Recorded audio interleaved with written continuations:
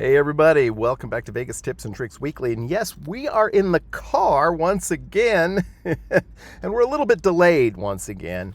And let's just say that the wife and I have different sleep schedules, and I really hate to disturb her when she's trying to rest, particularly on those days that she's working. And so we're out in the car again, and we've got what is typically a very popular theme for this week's show. We are slowly but surely making our way through our Vegas memories. We started out doing that just on the podcast, which has not existed for the last several weeks, but will this week. And today we're going to talk about Vegas memories from 2018. There are 3 trips, of which I have, in some cases, some pretty distinct memories. In other cases, not so many. 2017 is perhaps most notable for the year that I really started to vlog my trips. 2018 is probably most notable for the fact that it was, at least for me, and I know probably for a lot of other people, the beginning of creating a kind of Vegas community of vloggers. And yes, I know that for many, many years, people have been meeting up in Vegas, sharing their adventures. There are so many great trip reports from way back into the 80s and 90s even, certainly the 90s, early 2000s. Cheapo Vegas, anybody remembers that? And a lot of great websites, a lot of great blogs back in the day. But it was a little before my time. I shouldn't say it was before my time. I was never really connected to those folks. And so 2018 began, for me anyway, a connection to a lot of other people just because they went to Vegas. But that is a story for kind of the second trip, but mostly the third trip. And as I said, I did make 3 trips in 2018. And the first of those, I got to check my references here. I arrived on January the 12th, departed January the 17th. I stayed 2 nights at the Orleans. And then I moved over to Caesar's Palace. I was able to, and I'm not really sure how this happened, but I was actually able to get a comp. And of course, as soon as I record this, the person who's parked their car next to me has decided that it's time for them to come out and leave. So I'm going to go ahead and continue this, but I've shut the door a little bit, and you may hear engines starting to the left of me. But so I was trying to work my way through all of the Caesars properties, as you know from my discussions in the past couple of Vegas memories. I had made Diamond back in 2016, sustained it in 2017, and again was kind of trying to get comped at all of the Caesars properties. And the ones that seemed the most difficult would have been Caesars Palace and Cromwell, but I managed to take care of both of those on my first 2 trips. As many of you know, if you are Caesars Rewards members, it's usually not that difficult to get a comp at, say, the Forum Tower, sometimes the Julius Tower at Caesars, but those are older rooms, not in the smaller rooms, not necessarily in the best condition. But I was able somehow to get 3 nights at the Octavius Tower, which is kind of out there. It's, I guess, sort of the westernmost tower. You've got the Augustus Tower, and then next to it is the Octavius Tower. And I don't know, it looks like maybe the person next to me went home. I have the door kind of ajar because it's kind of warm today. Finally, thank goodness. So a couple of nights at the Orleans, always a good time. And then 3 nights at the Octavius Tower. Had a view actually looking inward towards the pool. Still the only time I've actually stayed at Caesar's Palace. I did take advantage of the situation though, because I actually ate at the Bacchanal buffet while I was there. I think I charged it to my room. I think I probably paid it off with some of my rewards credits, but I'm not sure about that.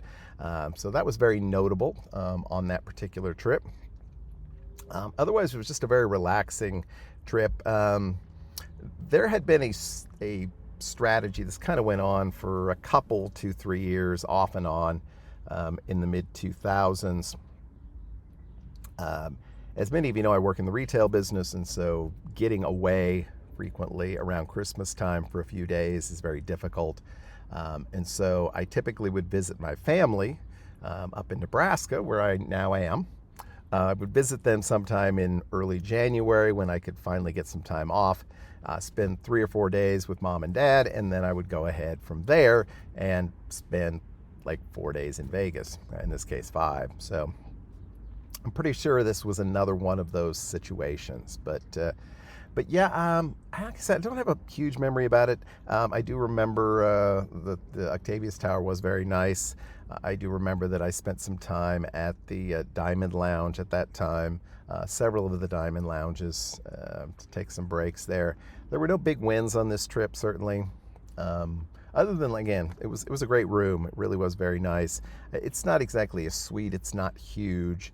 But those rooms do have kind of a sitting area off towards the window. They're very comfortable. And another person next to me has come back and is actually going to pull away. This is exciting. You don't normally get this kind of live adventure on the channel, and now they're pulling out. That's what she said. But yeah, so the couple of features of the room that I did enjoy, there was they did have the Keurig coffee maker. You didn't have to pay to use it. You had to pay for the little Keurigs, but I outsmarted them, and I went to like CVS and got some little Keurig cups. So I got some coffee there, which was, I guess, nice. And then I actually took advantage of this strange machine they had in the room. It was like a wine dispenser. And so actually, I think I spent like $12 for a glass of wine, but it's not terrible, to be honest. And that was kind of fun. But yeah, it was a good experience. I enjoyed spending some time at Caesars. Of course, as I've mentioned many times, it's such a maze getting in and out of there, but actually staying there did kind of help me get a feel for the place. All right, the second trip in 2018, I had an opportunity to stay at another one of the properties that I thought might be a pretty difficult comp, and that was the Cromwell. I had stayed at the Cromwell way back in the early 2000s with my friend Krista when we drove to Las Vegas, back when it was the Barbary Coast. It had been a pretty good experience. I think we spent 3 nights there. And of course, in the meantime, it had become, at one point, Bill's Gambling Hall, and then got fully sort of incorporated into the Caesars empire as Cromwell. So I was fortunate enough to be able to book a luxury room, which just means it's exactly the same as any other room, except you do kind of look out onto the Las Vegas Strip, or at least onto Flamingo, which gives you a little bit of view of Bally's, and you can kind of see Paris and Bellagio and stuff. So it was fine. I enjoyed my time there. It's kind of a coffee-themed show, I guess, but at that point, Cromwell had like these kind of supercharged coffee machines on every other floor. Not the floor I was on, but I did take advantage of that. You could just get a regular coffee or cappuccino, espresso, latte, whatever you wanted. I think they took those out right at the onset, or when they returned, I guess, from COVID. But yeah, it was kind of a fun trip, and I spent one night downtown at El Cortez. I stayed at the Cabana Suites, which is across the street, out sort of the back of the property. Really an underrated place to check out. I think I've mentioned it before, but definitely would do that again. It was, it was a suite.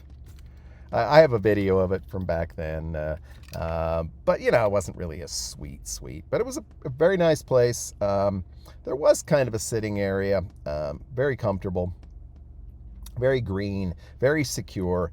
I have not been back to Cabana Suites, but I would definitely check it out again.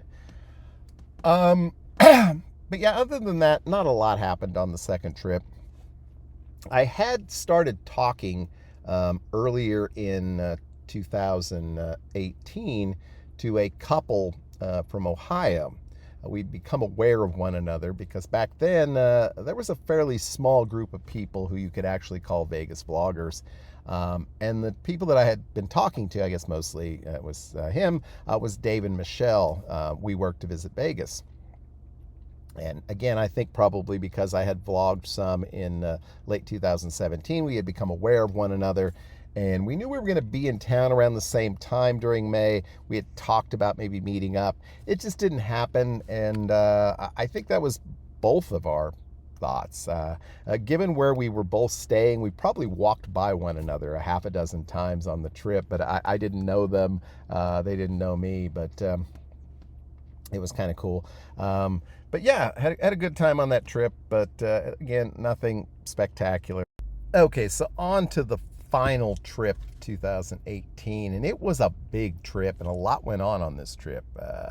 7 nights in Las Vegas. I had not spent 7 nights in Las Vegas since my, I don't know, what would it have been, 90, since my fourth trip to Las Vegas way back in 1998. And there was a reason for that. I was like, that's a long time. But in this case, I did actually spend the full 7 nights in Las Vegas. I spent 2 nights at the Flamingo to start, moved downtown for a couple of nights, and then I came back and spent the last 3 nights at Harrah's. Again, it was my attempt to sort of stay at all the Caesars properties comped, and well, it worked out.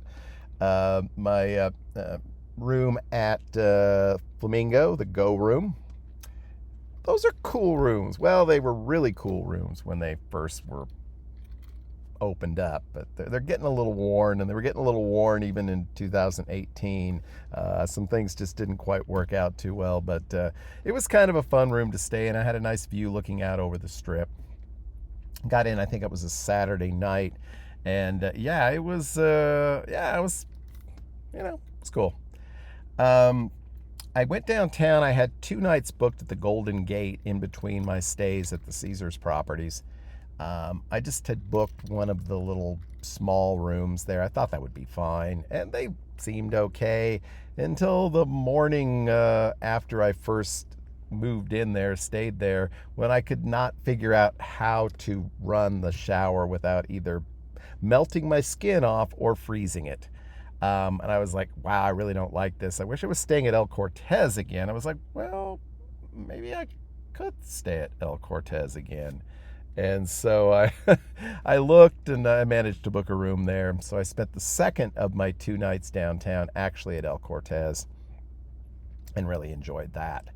And then finally I was back for 3 nights at Harrah's, another Caesar's property off the bucket list. I had actually slept on the floor at Caesar's Palace back in like the 2000s at one point. Some friends let me crash on their floor for free, so can't beat that. It was a perfectly fine room. It was one of the remodeled rooms that they at first were doing. I think they called it the Valley Tower at that point. So some notable events on this trip. First off, I went to Hell's Kitchen.